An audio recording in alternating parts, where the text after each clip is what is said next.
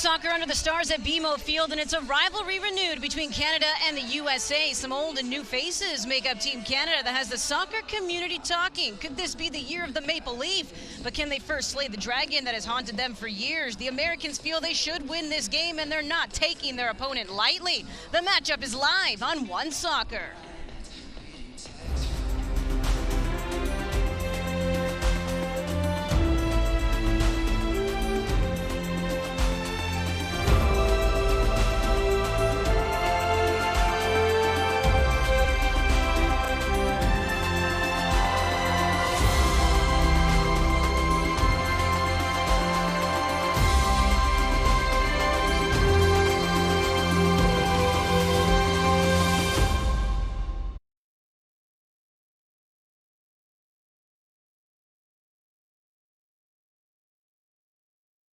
Alongside Jon Conway and Larson. The last time Canada, USA faced each other, we're going back to 2016, but here we are in Group A of League A in Concacaf Nations League. As you can see the rankings here in Concacaf, and this is why it is so important, these matches here in Nations League. You keep hearing Jon Conway talk about the Hex. What is that? That means being top 6 in Concacaf rankings. And Canada, well, they made up some ground. In the last FIFA rankings, they jumped up 3 spots. You see they're in 7th, so they're just on the outside looking in, which is why these points, especially against the Americans, so crucial for the Canadians. Another thing with Nations League qualification to 2021 Gold Cup, Canada, USA, they've already done that. The Canadians have defeated the Cubans twice in group action, and the Americans just coming off their 7-0 victory over Cuba on Friday night. So when we talk about the USA first, Kurt, what are you watching for tonight? Yeah, big picture. I think it's just a trap game for the Americans right now. Everything to lose, not much to win. If you think about the conversation in the United States right now, the game's not being built up that much.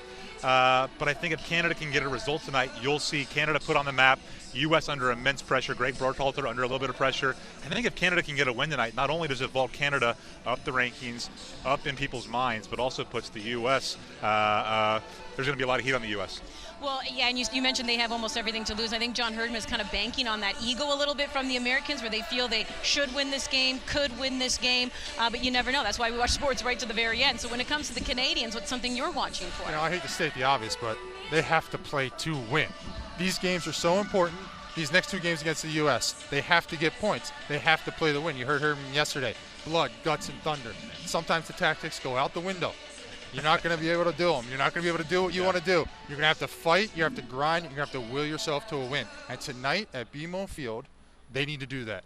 They need to stay undefeated here. They've got 10 wins here. Can they do it again tonight? I hope so. I hope we see a good match tonight, but it could be ugly. It could be a dogfight out there. And this is why they brought Jon Conway into the national team, right? It's because they saw what he did with the Canadian women's national team when, you know, it wasn't that it wasn't about the tactics on the field. We talked to Jon Conway yesterday, and they have an idea about how they want to go about playing and winning in this game. It was about the mentality, the nation building, playing for the crest. One thing he said was that players used to come into this national team a decade ago and not fight for the crest, take plays off, take games off.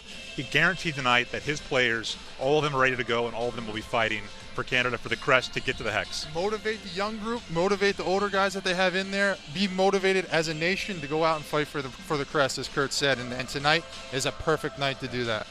So listen, I'm going to be a wee bit of a Debbie Downer and just mention some stats here, right? Just to state a little bit of the obvious. The last time Canada beat the USA, I mean, you're going back to 1985. They have only 9 wins total against the Americans in 34 matches. The Americans have put up 18 clean sheets. I'm going to stop right there. But here's the thing. Heading into this match, there is a lot of positivity. There's a lot of hype around the Canadian team. John, there's this belief that Canada can pull off 3 points. Is that hype justified? It's justified, and I'll tell you why. The attack. The young attack of this Canadian team. David, Cavallini, Davies, they can get the job done. They're playing big clubs. They're getting experience playing at those big clubs. The thing is, does it translate over to this national team program? I think the hype's justified. The problem is whenever they've gotten to this point in the past, they've always fallen short. We saw it at the Gold Cup, losing to Haiti. We've seen it in the past, going to big World Cup qualifiers, losing those games. They've been able to get to this point where the hype is around the program. They've just always fallen short. All right, so we're going to hear from Jon Herdman as well when we head on over to Asa Rehman pitch side. But first, Asa, take us down memory lane. Well, back in 1985, I was just 3 years old in my East Vancouver home listening to my books on tape of Winnie the Pooh. Meanwhile, sports fans in this country were enjoying a special year, probably rocking out to Corey Hart's Never Surrender. The Toronto Blue Jays set a franchise record with 99 wins. Speaking of the number 99, Wayne Gretzky led the Edmonton Oilers to their second Stanley Cup title. And the Canadian men's national team was pretty good as well. They won the Concacaf Championship and earned a spot in the following year's World Cup. 34 years later, current head coach Jon Herdman knows that a losing streak against the Americans that dates back to 1985 will start to cause a bit of a rumbly in the tumbly. These guys are hungry. They've been hungry ever since I met them, and these opportunities come along in people's careers every now and then. I don't think many of the guys have seen that opportunity to play a really meaningful match against the US. So I think it comes down to they're just hungry to play. I don't know what I need. I don't need to put anything out in front of them. It's in front of their home fans. They'll hear their national anthem. They'll hear that US one, and they'll be raring to go. Well, the Canadians are hungry, even though the last time they faced the USA was 2016. You never want to mess with a Canada-USA rivalry.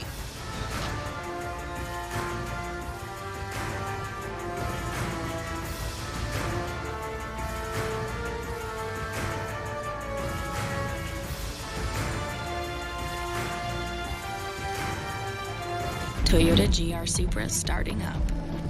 The 86 hitting the open road. The Corolla hatchback powering through a turn. Let's see that again from a different angle.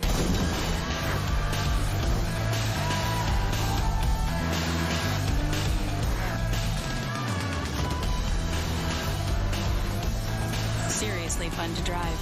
Toyota, together so much more.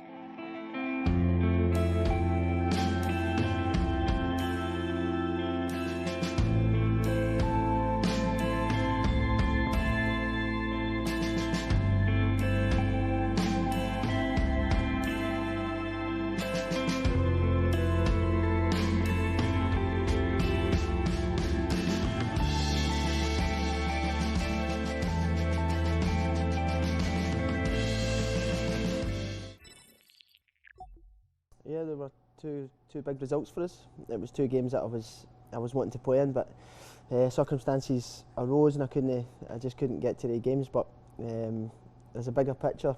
Two great results. It puts us in a good place and puts us right for a good opportunity into this camp against the USA.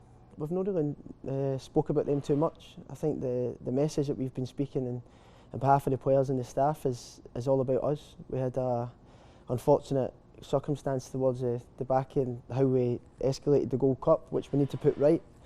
We're on the right track in terms of beating Cuba twice, but I think in terms of, with all due respect to Cuba, I think in terms of the fixture, and this one's more appropriate to see how far we've came in the last 2 or 3 months. So this is certainly the game that we want to put what we didn't do in June.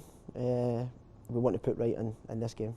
My circumstances are different to some of the players, but I know the significance of this game. I know the magnitude of this game, and if I could pick a game to play for Canada, it's this match. So it's one that personally I'm so looking forward to. I'm so excited for it, and I think I speak on behalf of the team that we're ready to go after them and we're ready to get the right result.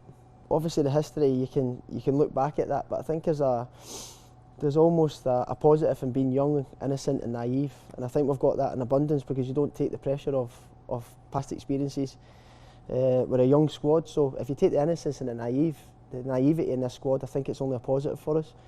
You don't overthink things. We've got a young team that just goes out and plays football, and I think that's going to help us instead of taking all this pressure onto us. I think it won't have a negative aspect on us whatsoever.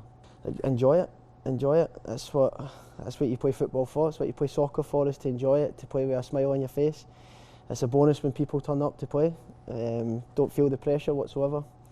it's a huge game for us. But if you can't play with a smile on your face, then there's no point in doing it. So obviously know the rewards, know the risks, but also you need to enjoy and embrace the moment. I feel physically fit. I've never been the quickest or the sharpest player. I've never been the speediest player. So I think I'm at an age now where I can consistently have a good physical output. So I feel strong and my capacity is good. So and obviously to be given the opportunity to play at a club the size that I'm currently representing is a massive honour for me. So I'm enjoying every minute of it. But obviously in international football, to play against your closest rival is always massive as well. So we know what the significance of this game is going to be huge, and one that we're certainly looking forward to getting the right result.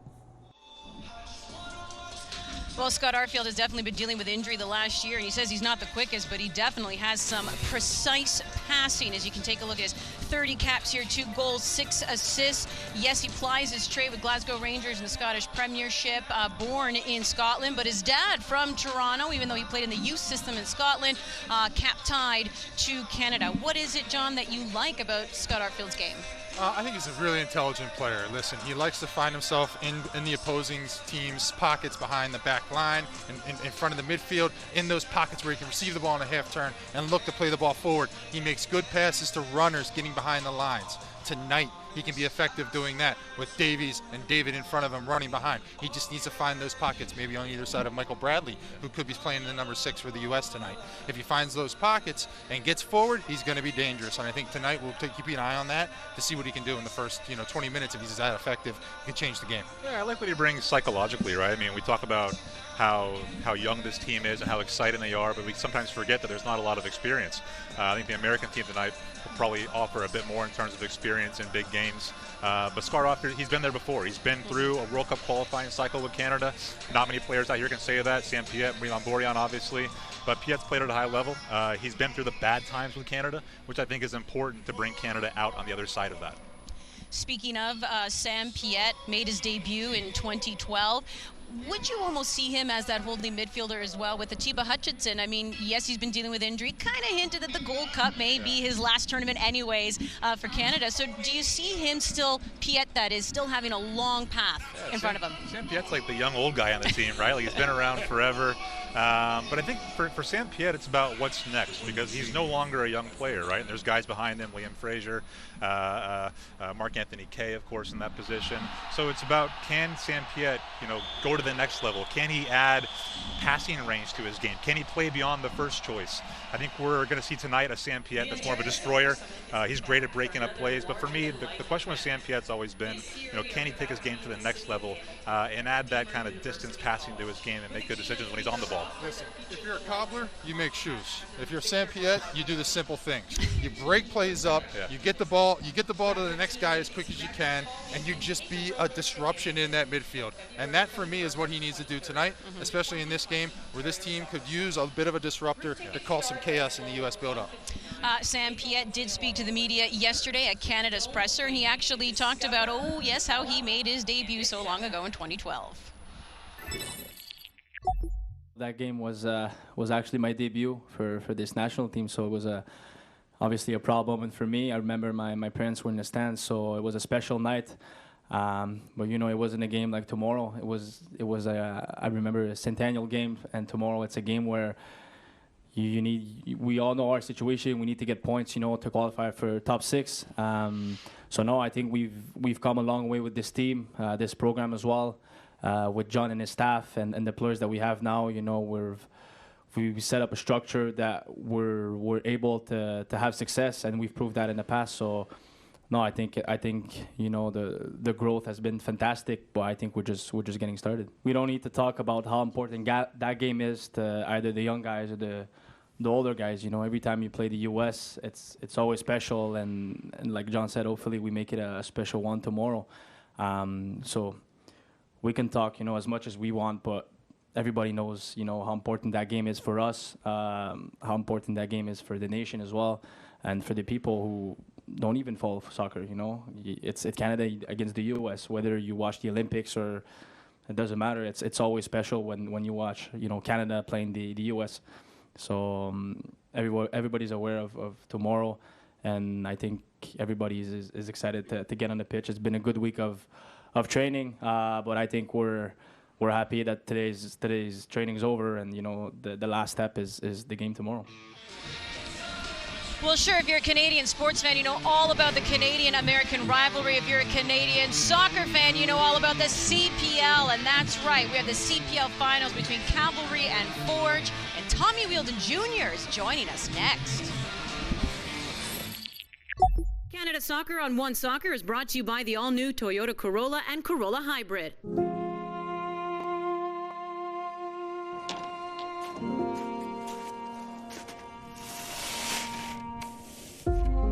If they say a Canadian girl could never become the greatest of all time, do it anyways. And if they say a refugee can never make it to one of the biggest clubs in the world, do it just to show you can. And if they say our country can never be a football country, do it just to prove them wrong.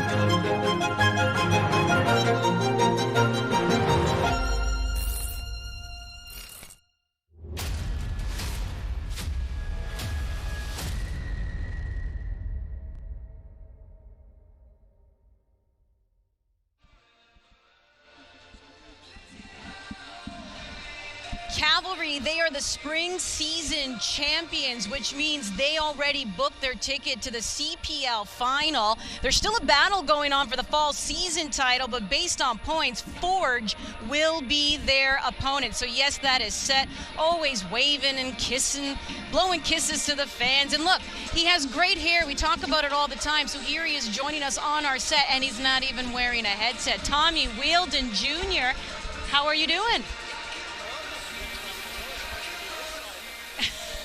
Yes, you're over here. You get to watch as a spectator and enjoy it.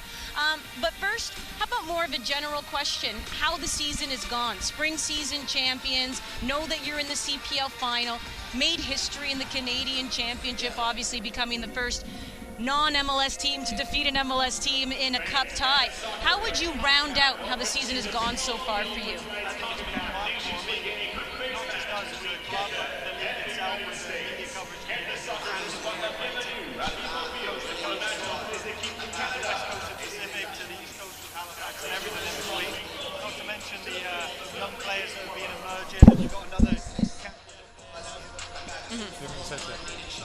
We're giving you a headset now, Tommy. Sorry, we're going to have to mess up the hair just so we can hear you.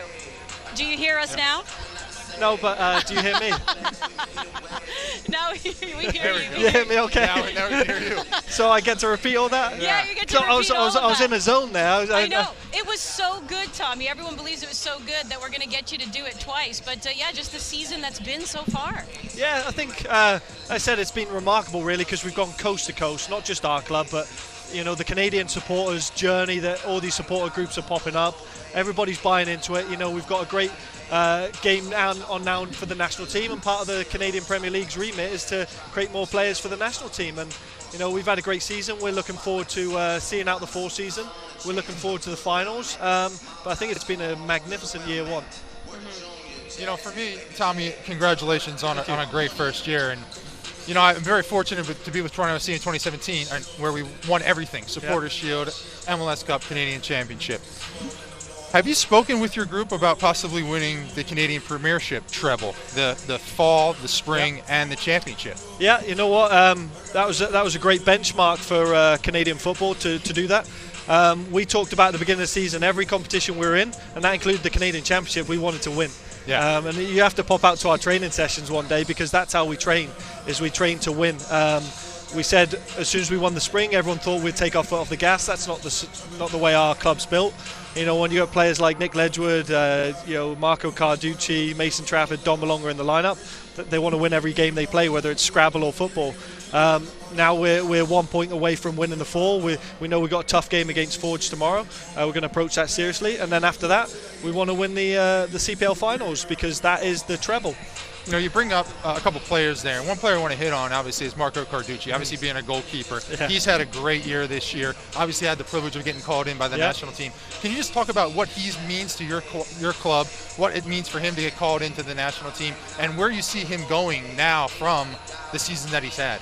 Well, and I think that's why the Canadian Premier League's so good, because, you know, young Marco left Calgary when he was 14 to go to the Whitecaps and didn't quite get there, you know, and that happens with football. You know, they want a different type of goalkeeper. He ends up finding himself in the farm system of Houston Dynamo with RGV.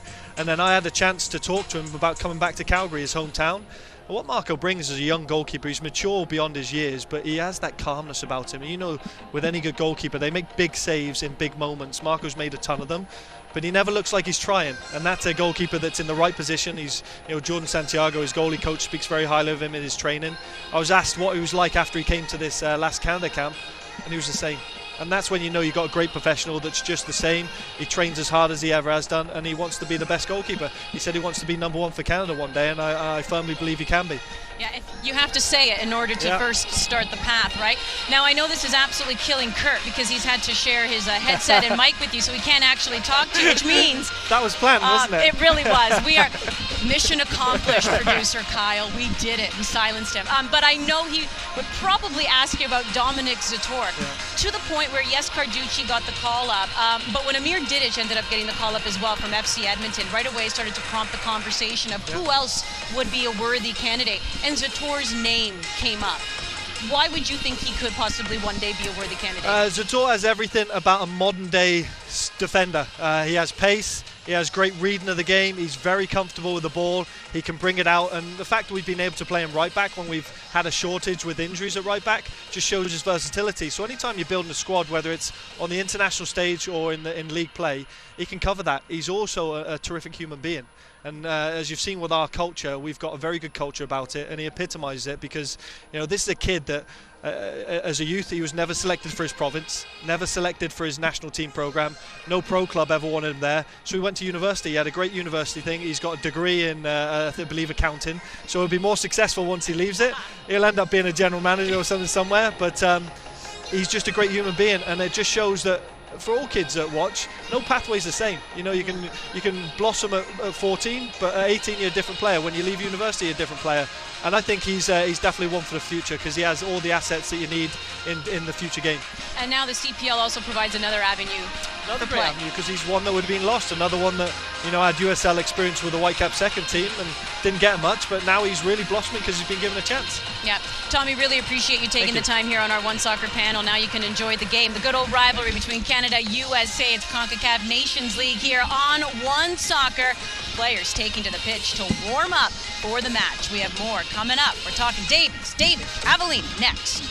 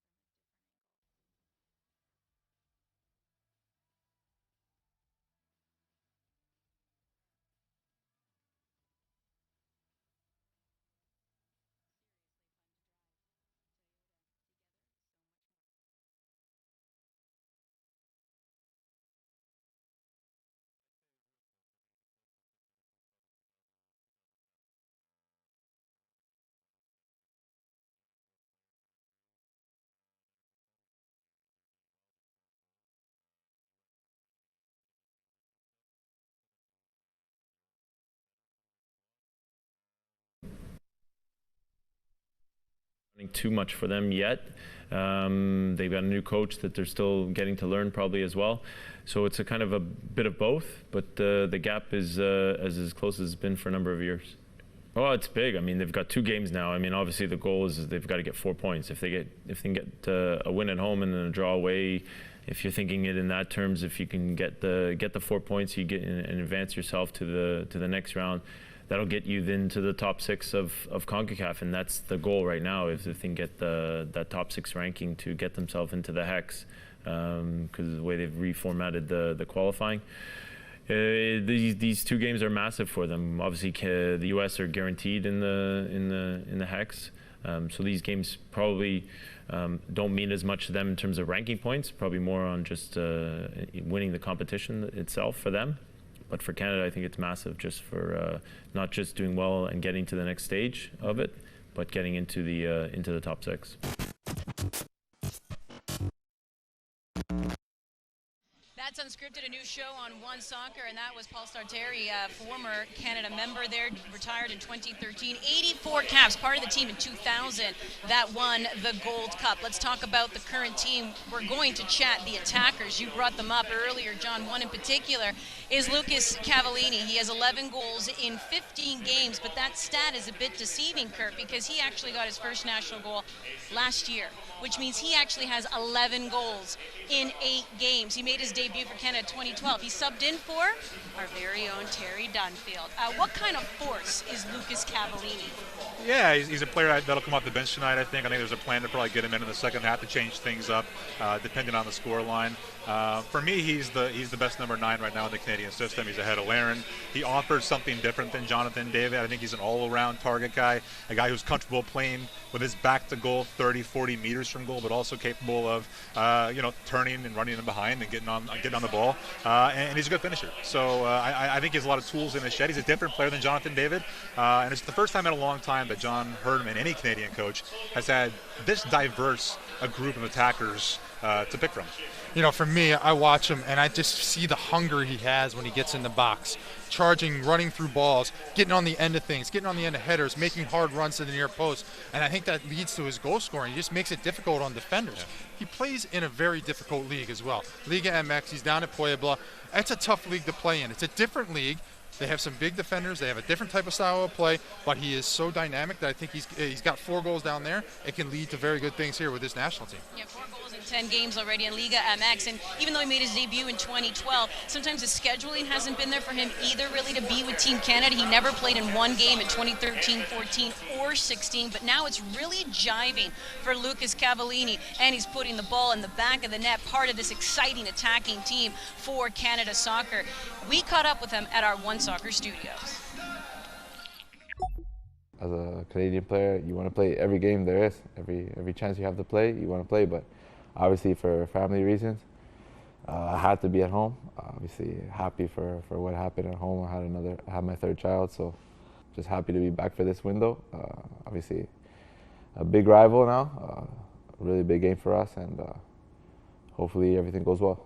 For me, it's one of the biggest matches I'm going to be playing at home at BMO, so it's something good to feel. Obviously, in front of the home stands, in front of the family, it's going to be a really important match. And we just got to bring our A game, you know.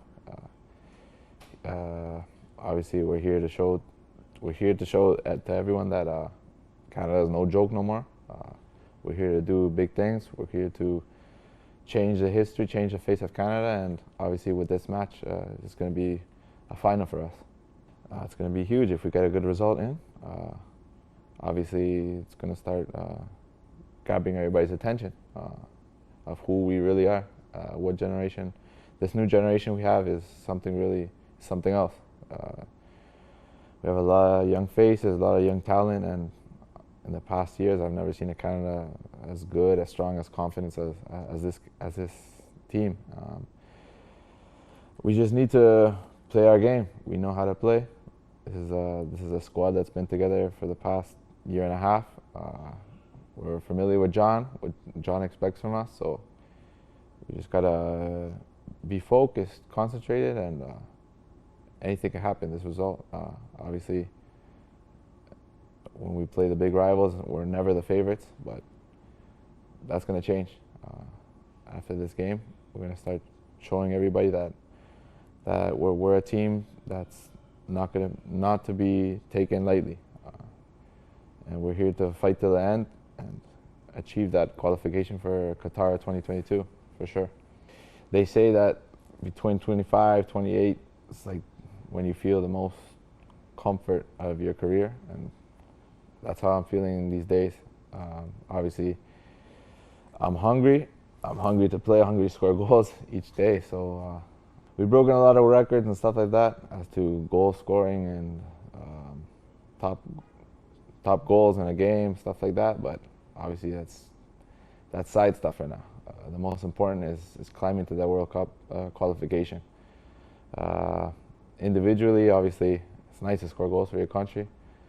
One day I'd like to be a top scorer of the squad historically, but you gotta think of the team first. Then individually comes later. But yeah, as a team achievement, I want that qualification to the World Cup more than anyone.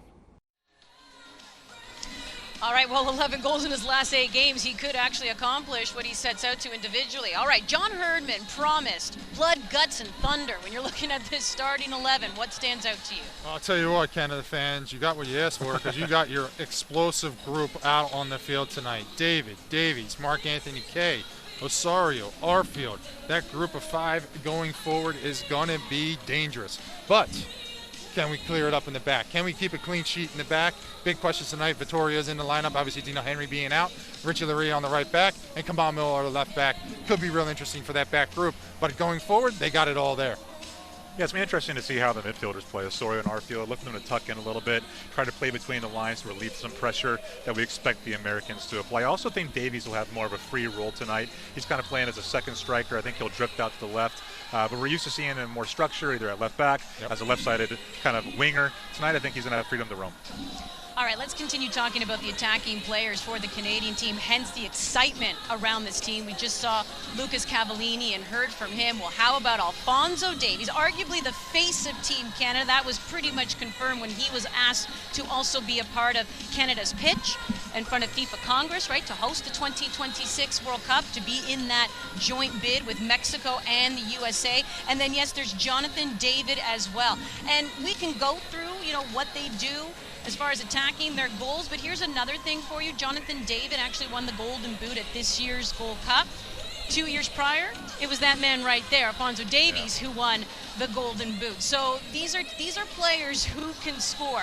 And Jonathan David, my math, John can attest to this, it's really not all that good, but I'm going to try this. So Jonathan David has 11 goals in 10 games.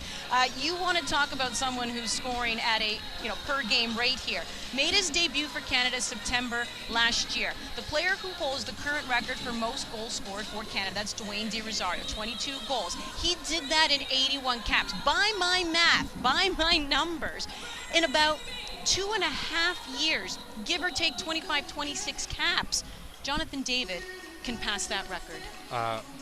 Caveat, everybody out there, please check that math. I'm not so sure that's right, but full disclosure. I think it's right too, but her math isn't that great. I think there are multiple guys in this lineup that are probably going to pass that record. To be honest, true, right? So. Yeah, this is very, very true. But let's begin with with Jonathan David and how he's impressed you. Yeah, listen, this guy gets on the board every time he goes out there, and that's what you need in these games. He's going to need to get on the board tonight. Canada hasn't scored against the U.S. since Gold Cup semifinal 2007.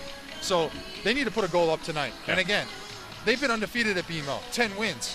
They need to score if they want to get a win tonight, obviously, and get points because they need 4 points for the Hex. So can they do it tonight? And obviously, both of these young men have the weight of the Canadian attack on him, and Alphonso Davies has the weight of Canada soccer on him.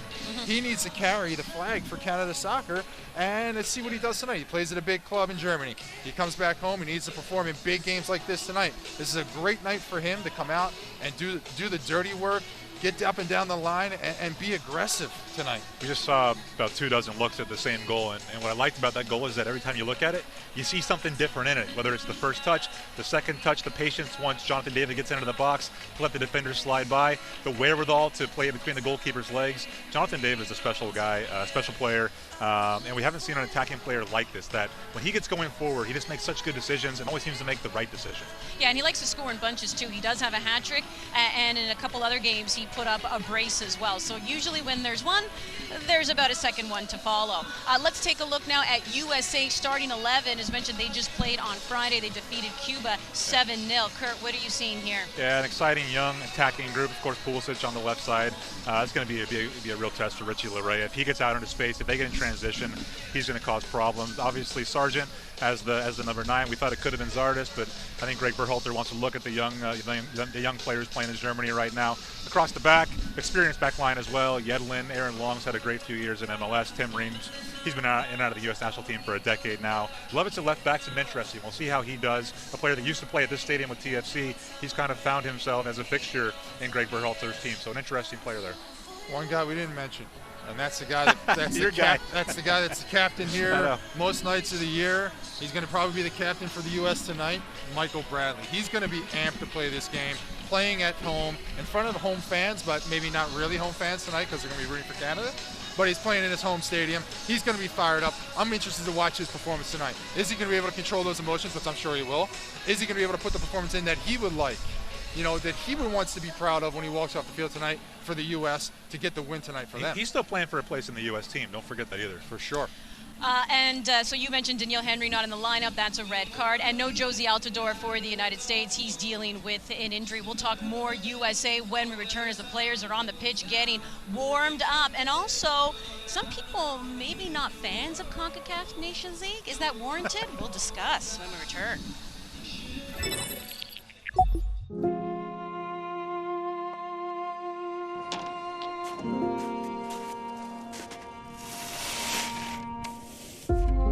If they say a Canadian girl could never become the greatest of all time, do it anyways.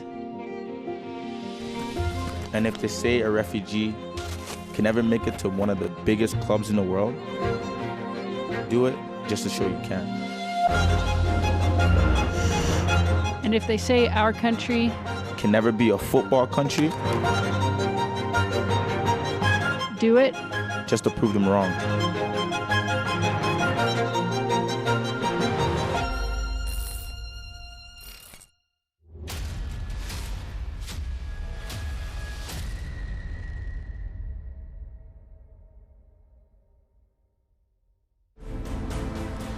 The last time Canada hosted the United States at BMO Field was June 3rd, 2012 in a friendly. The two nations played to a scoreless draw, even on the night. But that's where the paths differ, as the states qualified for the 2014 FIFA World Cup in Brazil, bowing out in the round of 16. But for Canada, the beaches of Brazil could only be enjoyed on a postcard, losing a crucial qualifier to Honduras 8-1.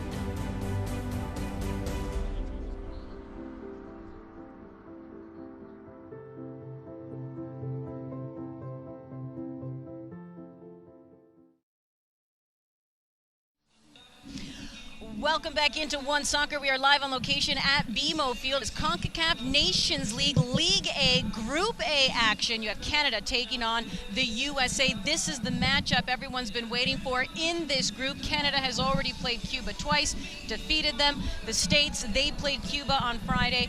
They defeated them. Joining our panel right now is Doug McIntyre of Yahoo. How are you doing? Good. How are you? Thanks for having me. Well, thanks for taking the time to join us here. Beautiful night, a little bit of wind, but we're doing okay. We've been talking obviously a lot about the Canadian perspective and how, well, they haven't really done all that well against the USA. Last time they beat them, we go back to 1985, go back to the early 2000s, the last time they even scored against them. So this almost feels like, I think we're justified in saying Canada's like the little brother who wants to stick it in the face of the big brother. But what's the conversation in the U.S.? Do they feel that same way when going up against Canada? I think there's a natural rivalry there, just because it's it's the neighboring country, of course, and yes, I think there's a little bit of a little brother aspect to it, but every now and then a little brother gets a good punch in a fight. So we'll see what happens here tonight. Yeah, and I would have to imagine that the wound is probably still fresh when it comes to the USA and not having qualified for the 2018 World Cup. They're playing for that, I would assume, too. A little bit of redemption. Yeah, it's the perception of the U.S. team in the United States is at a pretty low point. It's more than 2 years since the qualifying failure, just over 2 years. But there's still a cynicism within the U.S. fan base, and I don't really think that's going to go away until they qualify for the next World Cup. So this is an important match. I think the expectation is certainly for the U.S. to win, and win easily, even though it's a much improved Canadian team. They're playing here in Toronto, and I think it's going to be a more difficult match than a lot of U.S. fans think, but they certainly expect a result tonight, and if there isn't one, it's not going to be received well south of the border. Doug, we talked about that off the top of the show, and that the perception right now, I think, in the United States is that this game's not that big of a deal, low profile, it's just Canada. But I think you'll see that perception change if Canada's able to get a result tonight, and all of a sudden this game does become a big deal. Do you see it that way? I totally do. I mean, if I picked it to end 1-1, so I think Canada's going to get a result. I don't think that result is going to cause too much hand-wringing in the United States, but certainly if Canada manages to get a win in this game, I think all those feelings that U.S. fans experienced 2 years ago are going to come rushing back to the surface, and questions are going to be asked whether this program is going in the right direction or if it's still continuing to slip. Well, we talked about some of the players in the lineup just a little bit ago. Who are you watching tonight? I mean, we know about all the special players, the young talent, but who, 2 or 3 guys you're keeping an eye on right now in the United States roster? The first name from a United States point of view has to be Christian Pulisic, who's playing at Chelsea.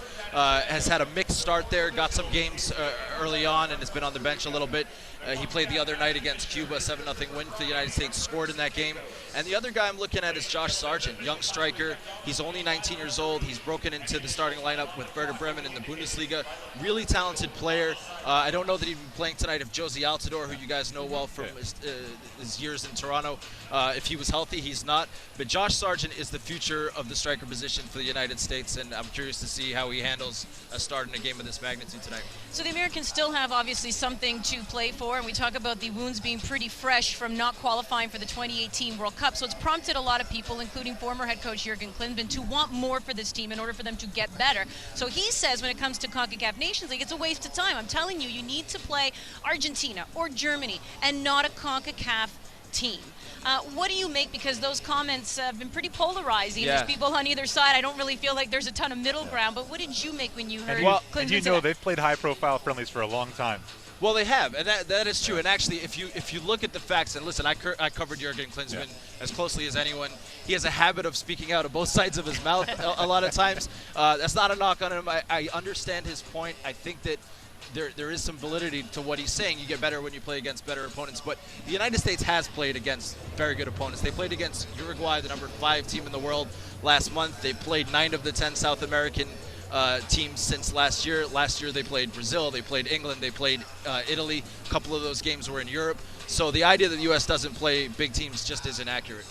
Well, true, and I guess there's a lot of people as well saying CONCACAF is made up of 41, regions as well, and while Mexico, USA definitely are the powerhouses, it becomes a bigger picture when you're looking at it that way, and at the end of the day, you are the big dog in that region. Would we be having that type of conversation, do you think, if they had qualified for 2018, or does this kind of also stem from there? Everything stems from there at this point for the U.S. program. I mean, that's the bottom line, and again, this is a program that needs to build its way back up, and until they qualify for Qatar, which I don't think is going to be easy, because now there's that doubt, and it's not just with the fan base. I have to think for the players, even in a match like this, if they go down a goal early, that doubt has to start to creep in, because there's not that idea that we can get through anything, everything always is going to work out. We've seen that hasn't been the case on the biggest stage imaginable. So I think the U.S. has its work cut out for them this qualifying cycle. What does this game mean for Michael Bradley? I mean, people in Canada,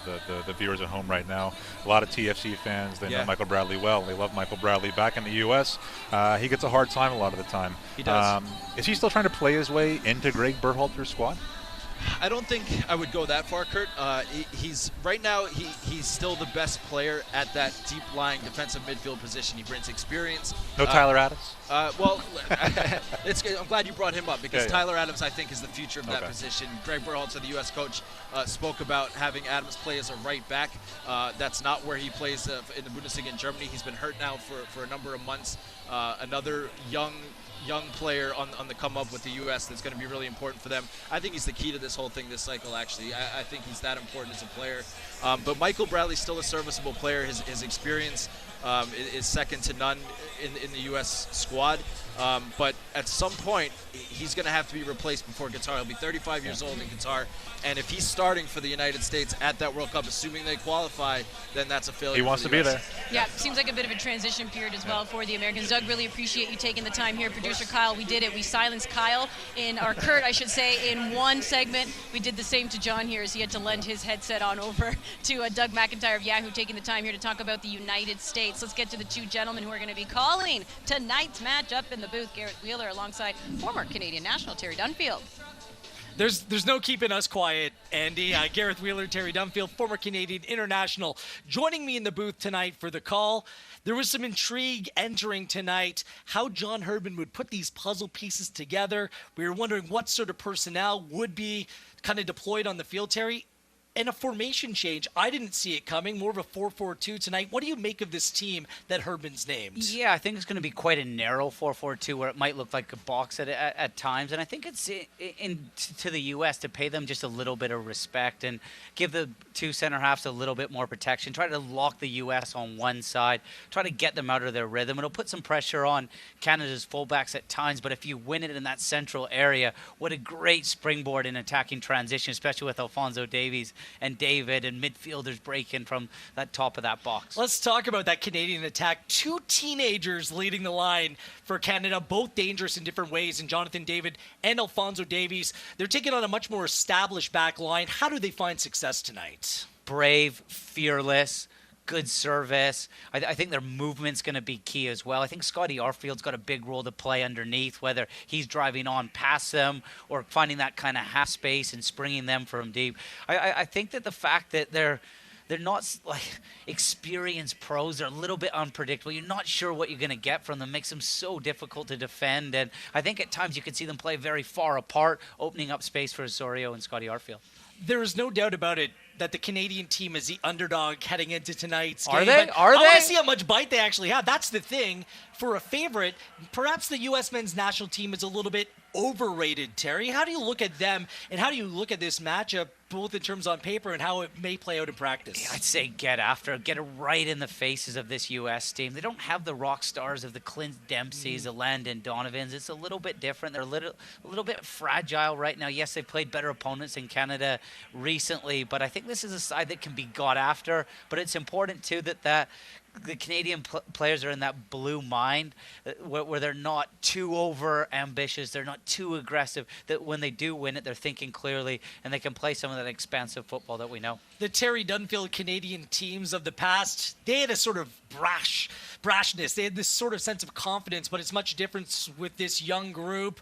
Sometimes when you're a little bit naive, it can play to your advantage. We're hoping for a brave performance tonight. Canada undefeated in their last 15 here at BMO Field. We'll see if they can make it 16 in just a few moments' time. Back to you, Andy. Yeah, Gareth, 15, they won 10 of them. And in fact, Herdman said, we are an underdog to some degree, and in many ways, they have everything to lose in terms of the ego. And when the ego's in place, it can really sabotage teams.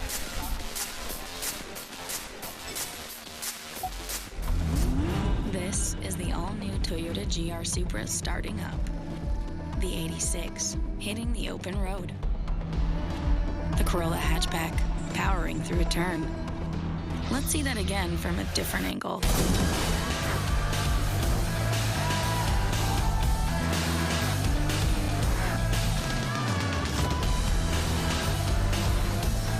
Seriously fun to drive. Toyota, together, so much more.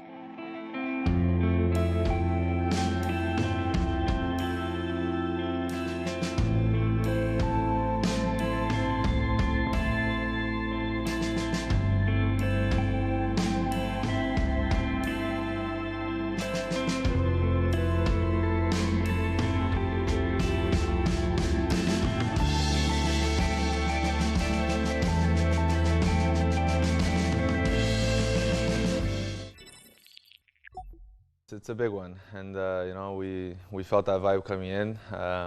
You know, we had a positive last camp, and then quickly shifted focus onto the States. You know, they're a great country, they're a great team, but we feel that we're taking steady steps towards that too.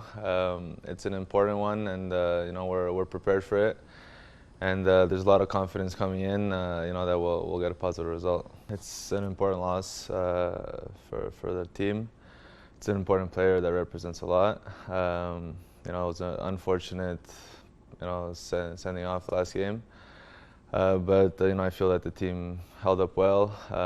You know, there's a lot of quality in the group, and you know, whoever's called upon, I'm sure will do their best to fill in that gap. And you know, it's not an individual sport. You know, it's a team sport. So I think everybody's effort will make up for it.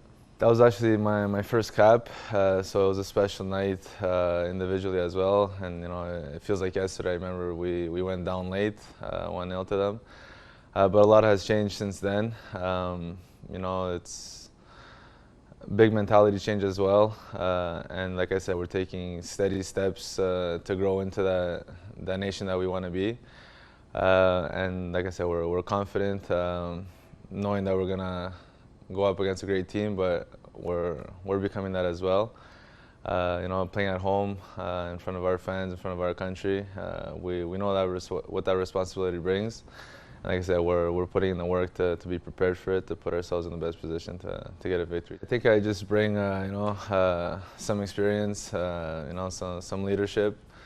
Just you know, keep that positive mindset. You know, that everything's in our hands. You know, and it comes down to how bad we want it. And you know, you see that mindset, you know, come in with Coach Jon and his staff, and that's what. When I mentioned those steps, those steady steps, you know, that are being taken, it starts a lot from that, from the mentality, you know, from the attitude and that winning, you know, status that we want, as it was versus Cuba, and you know, now it's going to be against the States as well. Every game, you know, is super important, especially being, you know, if you want to call it the North American Derby, or you know, whatever the labels will come with it, but it's super important. And individually, you know, playing at home,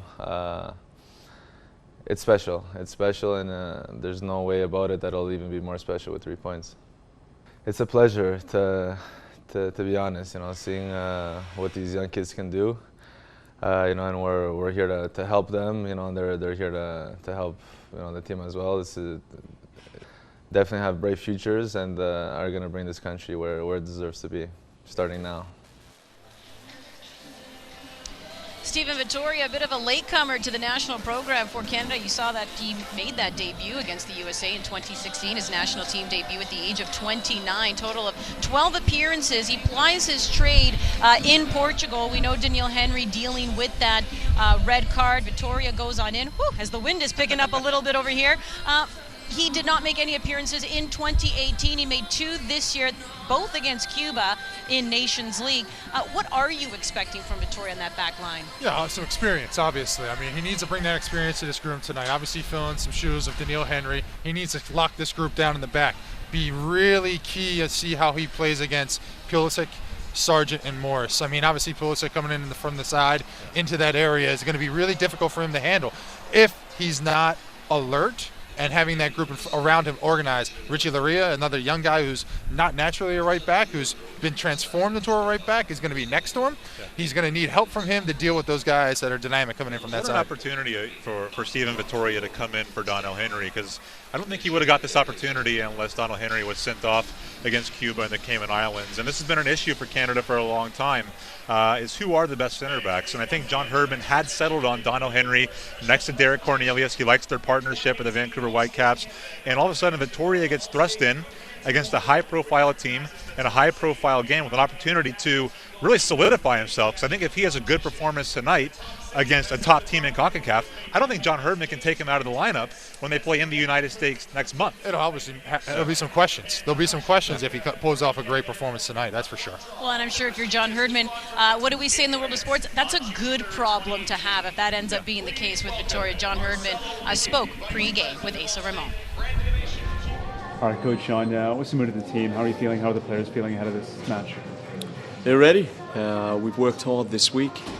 The feeling is, you don't even have to do team talks on days like this. They were ready yesterday, they're ready today, and I hope we can do what we want to do for this country, which is deliver the win and get this country moving. Where does Canada have an advantage in this match?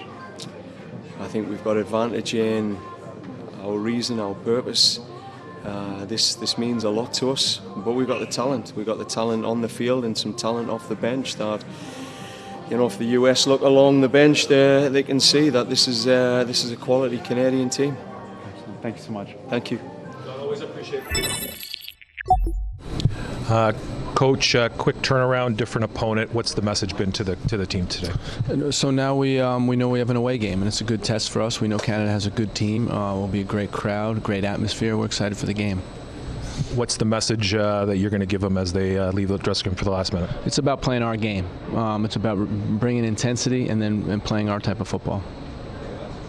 Appreciate it. Thanks. Good luck, sir.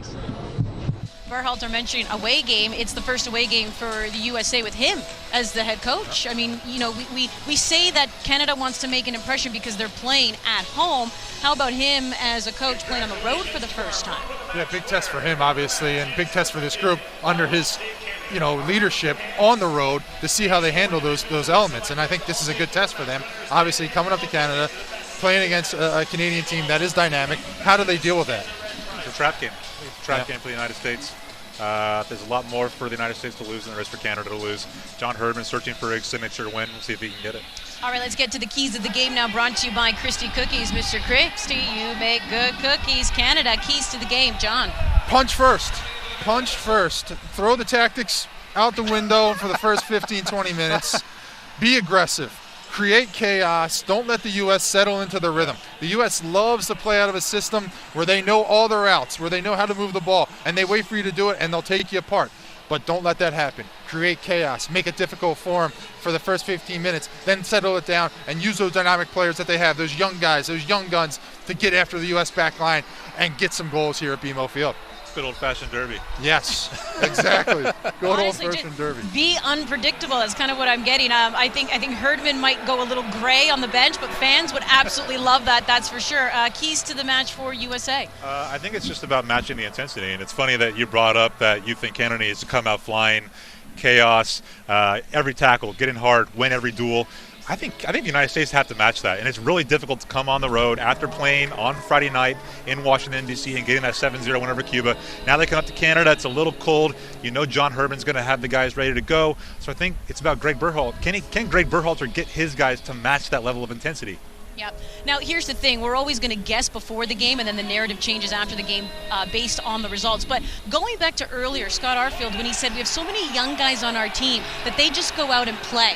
Yeah, we love a Canada-USA rivalry, but they're not jaded. They haven't been really part of the experiences of losing to the U.S. They only know what they know, and they haven't experienced that yet. So they can go out and start fresh. They can go out tonight and set their own course as these young guys of where this program's going, and they got a big test tonight. But I think they're up to it, and I think it's going to be a great game tonight. Obviously, I think tactically, I like what Jon Herdman and his staff have done. I think they've looked at what the United States wants to do, how the United States wants to press, the situations that the United States wants Canada to find themselves in. So I think you're going to see a Canada team that's not playing in certain situations. They don't want to play to the fullbacks and put themselves in those bad situations where the U.S. can counter.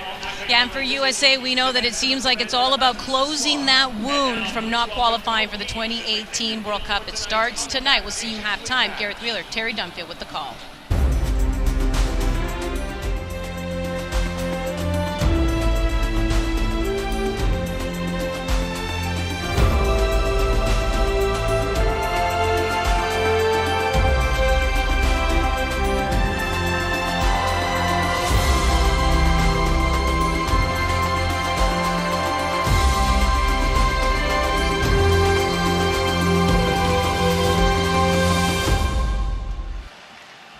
It's been 34 long years, 17 games without a win against the rival to the south. Tonight on Canadian soil in Canada's National Stadium is a chance to turn the tables, change fortunes, and send a massive message It's time for the script to be flipped. It's Canada and the United States. Let's go pitch side for tonight's national anthem.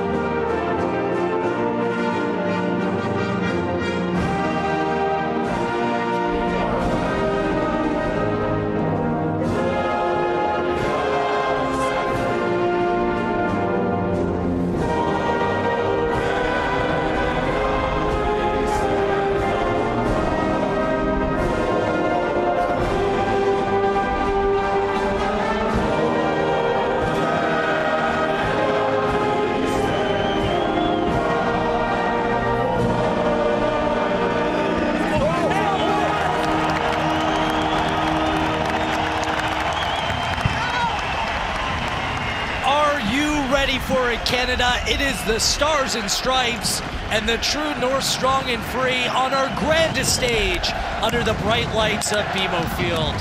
Welcome to Toronto, Ontario. Welcome back to the Concacaf Nations League, and welcome to the next chapter, Canada, United States for the 34th time. Jon Herdman's Canada side makes 5 changes from their 1-0 victory over Cuba. In our Arfield, who wears the captain's armband tonight, wasn't with the team for the 2 games against Cuba, along with Azorio, Piet, Cornelius, and Kamal Miller, who gets a start at left back. A change in formation as well for Jon Herdman's Canada side.